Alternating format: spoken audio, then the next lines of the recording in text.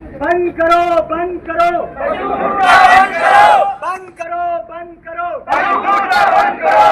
गाय भैंस करे पुकार, बंद करो ये अत्याचार। गाय भैंस करे पुकार, बंद करो ये अत्याचार। मछली मुर्गी करे पुकार, बंद करो ये अत्याचार। मछली मुर्गी करे पुकार, बंद करो ये अत्याचार। नहीं चलेगी, नहीं चलेगी, पशु क्रूरता नहीं चलेगी, नहीं चलेगी, नहीं चलेगी, पशु क्रूरता नहीं चलेगी।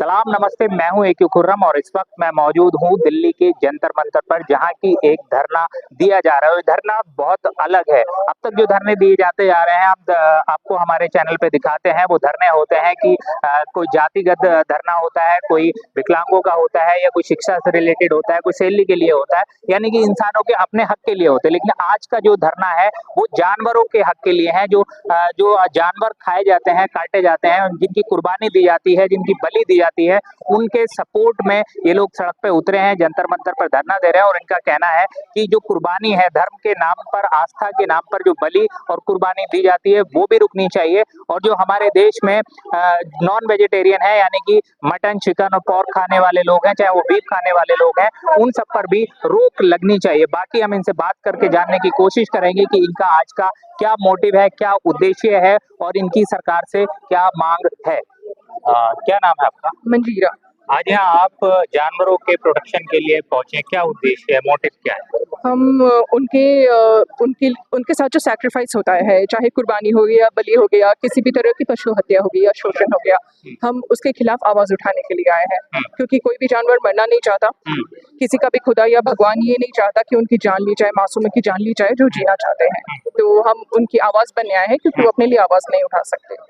तो जैसा आपने कहा कि कुर्बानी या बलि नहीं दी जानी चाहिए, लेकिन बाकी आम दिनों में तो जो है हमारे देश में 70 to 75% लोग नॉन वेजिटेरियन है। तो डेली जो ये हो रही है, मतलब जानवरों को काटा जा रहा है, फिर उनको खाया जा रहा है, तो उस चीज के लिए क्या है? हम हर तरह के पशुओं के इस्तेमाल के खिलाफ है, हर तरह से, सिर्फ त्योहार के लिए नहीं। हम जो खाते हैं, जानवरों को खाते हैं, चाहे मांस, दूध हो गया, अंडा, मछली हो गया, या फिर जानवरों को एंटरटेनमेंट के लिए यूज करना हो गया, उनका रेशम के लिए, चमड़ा के लिए यूज करना हो गया, हम उन सब चीज के खिलाफ है।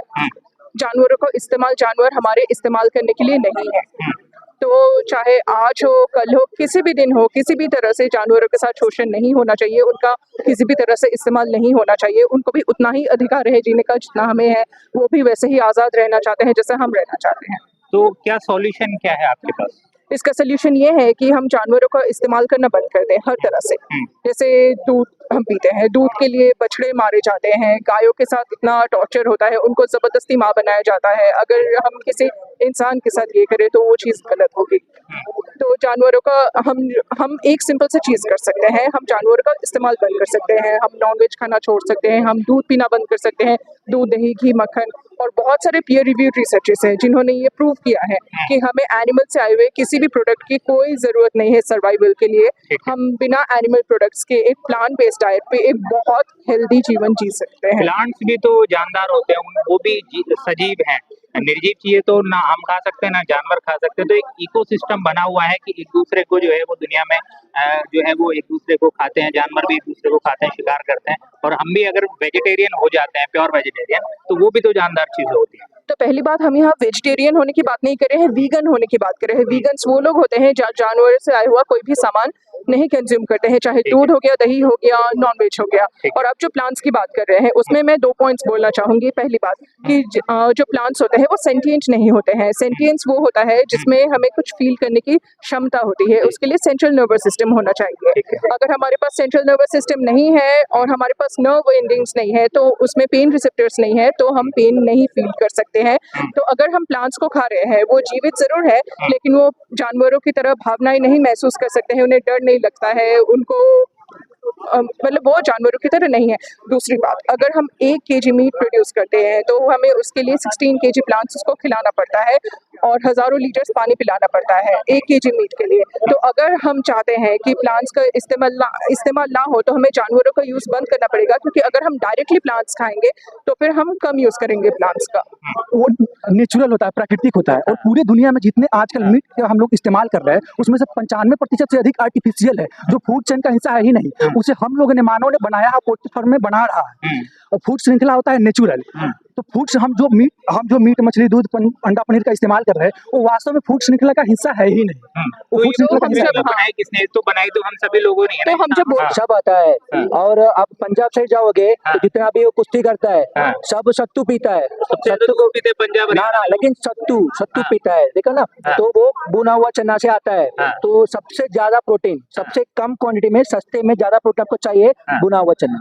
हाँ। काला चना, भुना हुआ चना, छोले, राजमा, हाँ। ये सब में सबसे ज्यादा प्रोटीन है। ये जितना भी ये जो एनिमल प्रोटीन होता है ना, हाँ। वो जितना भी जानवर है वो ये सब खा के उसके बाद उससे प्रोटीन मिलता है। समझ रहे हो? वो गाय क्या खाता है? तो वो जितना भी वो गाय जो बकरी खाता है, सब प्लांट ही खाता है। हाँ, घास से सब न्यूट्रिशन मिलता है। हाँ। जो आप कैल्शियम बोल रहे हो, हाँ। जो कारी पत्ता में बहुत कैल्शियम होता है। हाँ। और शीशे में सीड्स होता है। हाँ। तो उसमें भी बहुत हाँ बहुत सारे कैल्शियम है, बहुत सारे कैल्शियम है, ओमेगा 3 है। हाँ। मछली का जरूरत ही नहीं है। हाँ। जो पहले का जमाना कैसा था, एग्रीकल्चर उतना डेवलपमेंट नहीं था, तो लोगों को उतना नॉलेज नहीं था। तो पहले के जमाने में भी तो जो है वो हंटिंग करके शिकार करके जानवरों का लोग खाते थे, कच्चा मांस खा रहा था इंसान। Yes, क्योंकि उस टाइम पे एग्रीकल्चर नहीं था। हाँ। आजकल ट्रैक्टर आ चुका है, हाँ। ड्रोन्स में आ रहे हैं, सब कुछ चल रहा है। तो आपको क्या जरूरत है? हाँ। सब कुछ आपको प्लांट्स में ही मिल जाता है। प्लांट्स क्या नाम है आपका? मेरा नाम कंचन। जी, क्या कहेंगे आप? क्या कह रहे हैं मैं- कि जो मैं- क्या ऑल्टरनेट क्या आप ऑल्टरनेट गिराइए? हाँ पांच जी, ऑल्टरनेट। 5 मिल्क के ऑल्टरनेट। हाँ, मिल्क के ऑल्टरनेट। कोकोनट मिल्क है, ठीक है। सोया मिल्क है, ठीक है। जो सोयाबीन से बनता है और वो ज्यादा प्रोसेस नहीं लगता उसको बनाने में, बहुत इजी प्रोसेस है। रात भर भिगो के रखा उसको, सुबह पानी के साथ उसको ग्राइंड कर दिया और फिर उसको मतलब छान लिया मसलिन क्लॉथ या किसी भी उससे, तो वो मिल्क बन जाता है इजीली। आप उससे टोफू बना सकते हैं जो एक पनीर का ऑल्टरनेट है। तो उससे हम मतलब नॉर्मल जितना प्रोटीन उसमें होता है उतना ही, जितना पनीर में होता है उतना ही हमें उस टोफू से मिल जाता है। और उससे मिल्क भी उसका एक ऑल्टरनेट है, हमारे सोया देश मिल्क। की आबादी 140 करोड़ है। हाँ जी। लोगों को जो है वो मतलब एग्जैक्टली तो नहीं कह सकते, लेकिन एक बहुत बड़ी तादाद है जहाँ 2 वक्त की रोटी नहीं मिल पा रही है। फिर ये इतने सारे ऑल्टरनेट में कैसे जाएगा इंसान? नए प्रोसेस कैसे कर हाँ पाएगा? जी, बिल्कुल। नॉलेज नहीं है। आप कह रहे हैं एक तरफ तो बहुत कह सकते हैं आपकी सस्ता है, ठीक है, लेकिन उसका प्रोसेस हर किसी को नहीं पता। यहाँ पे हमारे यहाँ नॉलेज की कमी है, लिटरेसी रेट बहुत कम है, तो कैसे होगा? सर देखिए, बात ये है कि जैसे हम कोकोनट खरीद लेते हैं नॉर्मल, और वो मुझे ऐसा लगता नहीं है, एक्चुअल में ऐसा है कि जब हम 1 लीटर दूध खरीदने जाते हैं 60 अबव हमें पड़ता है, 60 रुपीज से। 80 रुपए तक और की है। वही हम एक कोकोनट से जो कि 40 to 50 रुपीज के बीच में हमें मिल जाता है, हाँ। जिसको श्रीफल भी कहा जाता है। वो जो होता है उसका वो एक बहुत मतलब उसको अगर हम उसका दूध निकाले तो एक नारियल हमको 1 लीटर दूध देता है। ये मेरा खुद का, मैं खुद बनाती हूँ ठीक इसको है। और मैं उसको उसी को कंज्यूम करती हूँ, ठीक है। क्योंकि और सोया मिल्क है, आमंड मिल्क है, इसके अलावा और भी बहुत से हैं, कैश्यू मिल्क है, काजू का दूध, और भी टेस्ट के हिसाब से ओट मिल्क है, ओट से इतने भी। सारे इतने सदियों से हम जो कंजम्पशन करते हुए आ रहे हैं खाने पीने में, ये जो रीति रिवाज चले आ रहे हैं, दूध, दही, घी, मट्ठा, ये तो सब बड़े बूढ़े भी पुराने कहते आ रहे हैं कि हाँ जी। ताकत इन्हीं से मिलेगी। गेहूं और मक्का बाजरे की रोटी खाओ, इनसे ताकत मिलेगी। अब आप दूध दही पे भी आप कह रहे हैं वीगन हो जाओ, तो सारे लोग तो कैसे होंगे? कैसे जागरूक करेंगे? सर देखिए, जहाँ बात तक यहाँ बात पे समझ में आती है कि जानवरों को ना काटा जाए, उनको ना मारा जाए, लेकिन बाकी सर जो चीजें दूध हैं- दही के पीछे भी तो हिंसा है ना, वो चीज बस हमको दिख नहीं रही, बहुत लोग उस चीज को नहीं देख पा रहे हैं। हाँ। अब अगर हम डेयरी इंडस्ट्रीज में विजिट करते हैं तो वहाँ हमको पता चलता है किस तरीके से काव और बफेलोज को रखा जाता है। वहाँ पे उनको बांध के उनके बच्चों को, इवन जो मेल काव्स होते हैं वहाँ का आप मेल फीमेल रेशियो पूछिए तो वो कुछ नहीं बता पाएंगे। मतलब वो कहेंगे कि मेल आपको वहाँ दिखेंगे ही नहीं, मुश्किल से एक रखेंगे, बाकी सबको स्लॉटर हाउसेज उनको भेज देते हैं, क्योंकि वो डेयरी इंडस्ट्री के किसी काम का नहीं है। तो अगर देखा जाए तो बात इमोशन की भी है, क्योंकि वो बेशक वो किसी के तो बच्चे हैं, हमारे बच्चे नहीं, किसी की तो है। तो एक इमोशनल लेवल पे हमें उनसे कनेक्ट भी होना चाहिए और फिर इस चीज को भी देखना चाहिए कि वो हमारा दूध नहीं है। ठीक है। बेशक इस चीज की मान्यता शुरू से आ रही हो, पर जरूरी नहीं है कि जो बात शुरू से मानी जा रही हो वो सच हो या फिर वो सही है। ठीक है। क्या नाम है मैम आपका? मैं पुनीता शर्मा हूँ। मैं आपसे ये जानना चाह रहा था कि आपने आज यहाँ प्रोटेस्ट किया है जानवरों के सपोर्ट में, तो लीगली इसका क्या एंड है? मतलब क्या साइड लीगली है जो मतलब आप देखिए, गवर्नमेंट लीगली साइड हम गवर्नमेंट से ये बात करना चाह रहे हैं। सबसे पहले तो अभी ईद आ रहा है, ठीक है। तो सेक्शन 28 है, मैंने बताया है, अभी भी इससे पहले बताया, सेक्शन 28 हटाया जाए, जो कि कुर्बानी को, बलि को रिलीजियसली लीगल कर रहा है।